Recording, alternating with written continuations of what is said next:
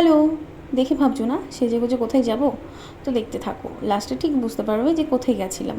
তো এদিকে আমি সবই স্নান করেছিলাম, সন্ধ্যার সময় স্নান করে একেবারে বেরিয়ে গেছি সবাই মিলে রেডি ফেডি হয়ে।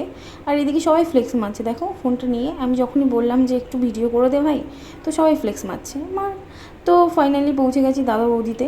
তো এখানে লিফটে উঠে গেছি অলরেডি, আমরা সেকেন্ড ফ্লোরে সিট পেয়েছিলাম। তো আমরা ফাইনালি খাবো আজকে মাটন বিরিয়ানি আর ফিশ ফ্রাই। তো ওইদিকে আমাকে দিয়েছিল একটা চর্বিওয়ালা পিস, তো আমার খুবই ফেভারেট।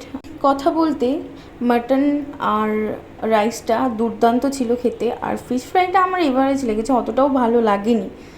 আর এদিকে আমাদের টেবিলটাতে পুরো খাবারে খাবার। তো আমাদের টোটাল বিল দেখো চলে এসছে অলরেডি 1700 টাকা তিনজনের, তো পকেট পুরো খালি। আর এদিকে আমাদের বাঙালির একটা নিয়মের মধ্যে পড়ে এইটা, তো আমরা এই কাজটাও করে নিচ্ছি। সো ভাই